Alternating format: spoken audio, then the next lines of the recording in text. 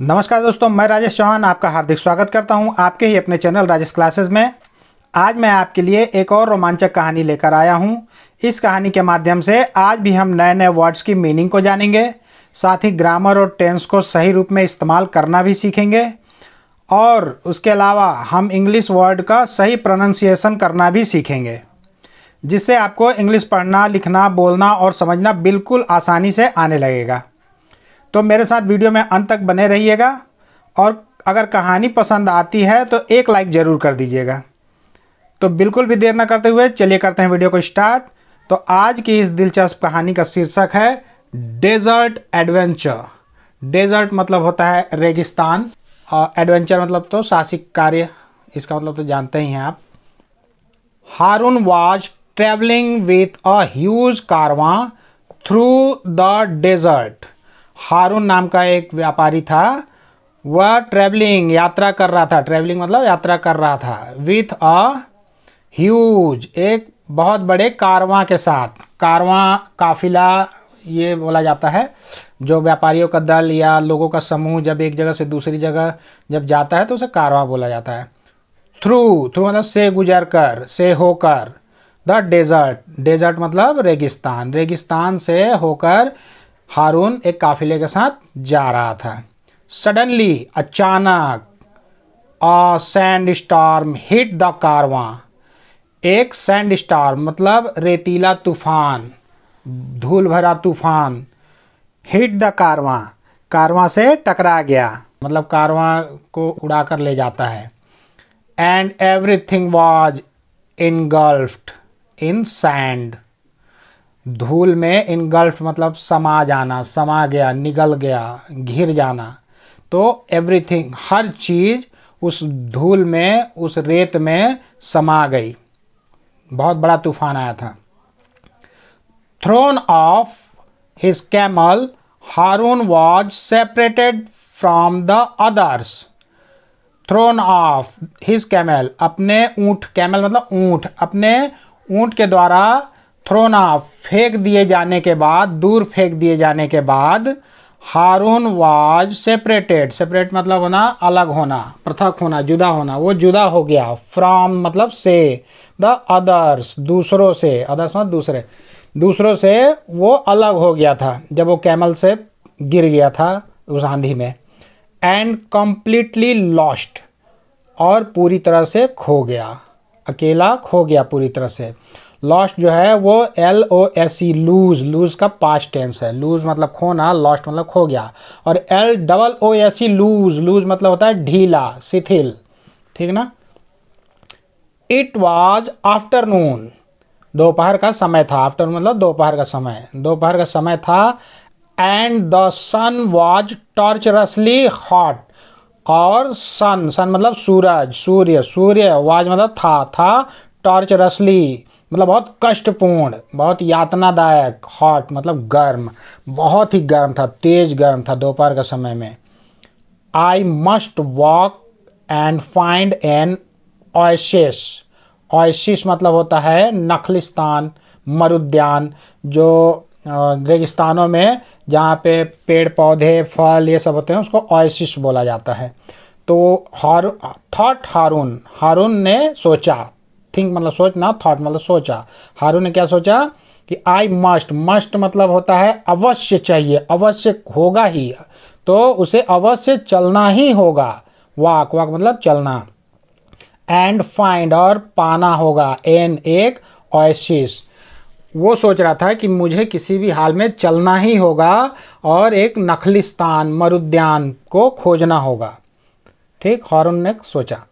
With each step, हर कदम के साथ, उसका एक एक कदम के साथ, he grew more and more thirsty. Thirsty मतलब प्यासा, मतलब अपने हर एक कदम के साथ वो और ज़्यादा प्यासा होता जा रहा था, और ज़्यादा प्यास उसको लगते जाती। जैसे जैसे वो कदम बढ़ाते जाता वैसे वैसे उसकी प्यास भी बढ़ती जा रही थी। सडनली, सडनली मतलब अचानक। In the simmering heat of the desert, Haroon saw water. अचानक से, इन द सिमरिंग, सिमरिंग मतलब होता है चिलचिलाती, झिलमिलाती, चमकना, टिमटिमाना, ये तो चिलचिलाती हीट गर्मी में ऑफ द डेजर्ट, उस रेगिस्तान की चिलचिलाती गर्मी में अचानक हारून पानी देखा, सा मतलब देखा, हारून पानी देखा। ही रैन टुवार्ड मतलब की ओर, इट मतलब उसकी ओर दौड़ा, वह रन का पास्ट रूप है, रन मतलब दौड़ना, रैन मतलब दौड़ा, टुवार्ड इट उसकी ओर दौड़ा। But it seemed to move further away, but लेकिन यह सीम्ड मतलब होता है प्रतीत होना, महसूस होना, तो ऐसा महसूस हो रहा था टू मूव फर्दर अवे, वो मूव और आगे जा रहा था, फर्दर मतलब आगे, अवे मतलब दूर, तो ऐसा प्रतीत हो रहा था कि जैसे जैसे आगे जा रहा था वैसे वैसे पानी भी आगे जा रही थी। गास्पिंग फॉर ब्रेथ, हाँफते हुए, ब्रेथ मतलब सांस मतलब वो हाँफते हुए, दम लेना, हाँफते हुए हारून रियलाइज्ड मतलब महसूस किया, एहसास हुआ उसको, हारून को, दैट मतलब कि इट वाज अ मिराज, यह क्या था, मिराज था। मिराज मतलब होता है मृग तृष्णा, आंखों का भ्रम, जो आंखों का भ्रम होता है, मृग तृष्णा होती है, उसको मिराज बोला जाता है इंग्लिश में। ये एक तरह से रेगिस्तान में मृग तृष्णा ज़्यादा देखने को मिलती है। जैसे जब रेगिस्तान में जब प्रकाश का पूर्ण आंतरिक परावर्तन होता है तो मृग तृष्णा बनती है और पानी होने का भ्रम होता है। सूर्य की जो चमक होती है, रोशनी, प्रकाश, जब नीचे तपती रेत से उठती हुई हल्की गर्म हवा से टकराती है ना, तो प्रकाश का पूर्ण आंतरिक परावर्तन हो जाता है और एक छवि बनती है, पानी की छवि। ऐसा महसूस होता है दूर से देखने में कि वहाँ पानी होगा, ठीक ना, तो उसको मिराज बोलते हैं। His lips were parched and his eyes could hardly stay open. His lips उसके होठ वर थे parched सूख चुके थे, पपड़ी पड़ गई थी, and his eyes और उसकी आंखें could hardly बहुत कठिनाई से, बड़ी मुश्किल से stay open खुली रह पा रही थी, इतना वो हताश हो गया था, इतना थक गया था।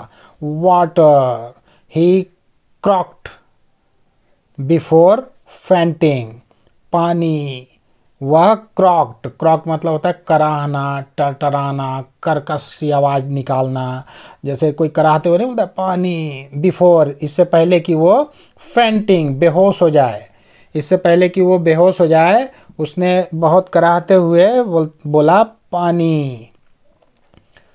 When हारून woke up, जब हारून उठा, वे का मतलब उठना, वो का मतलब उठा, जब हारून उठा, जब होश आया उसे, he could not believe his eyes, वह अपनी आंखों पे विश्वास नहीं कर सका।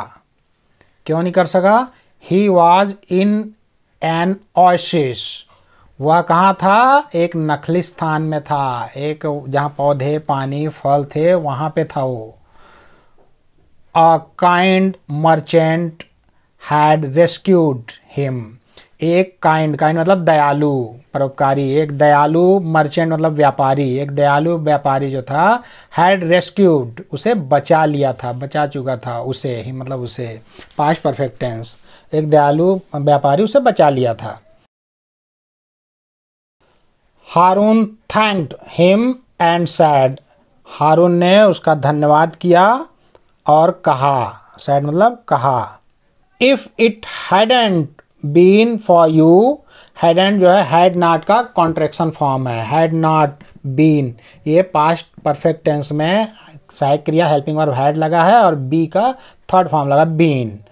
तो यदि, इफ यदि, फॉर यू आपके लिए यह नहीं होता, ऐसा कह सकते हैं, यदि आप नहीं होते, I would never have survived the journey through the desert, मैं नेवर कभी नहीं, हैव सर्वाइव्ड बच पाता, जीवित बच पाता, the journey through the desert, इस रेगिस्तान की यात्रा में मैं जीवित नहीं बच पाता। यदि आप नहीं होते तो इस रेगिस्तान की यात्रा में मैं जीवित नहीं बच पाता, इसलिए आपका बहुत बहुत धन्यवाद। तो दोस्तों आज की कहानी में बस इतना ही। इस कहानी के माध्यम से आज भी हमने नए नए वर्ड की मीनिंग को जाना और ग्रामर की बारीकियों को भी जाना। अगर मेरा यह वीडियो आपको पसंद आया तो चैनल को लाइक करें, सब्सक्राइब करें और बेल आइकन को प्रेस करके ऑल पर ज़रूर सेट कर लें, ताकि मेरे आने वाले हर वीडियो का नोटिफिकेशन सबसे पहले आपको मिल सके।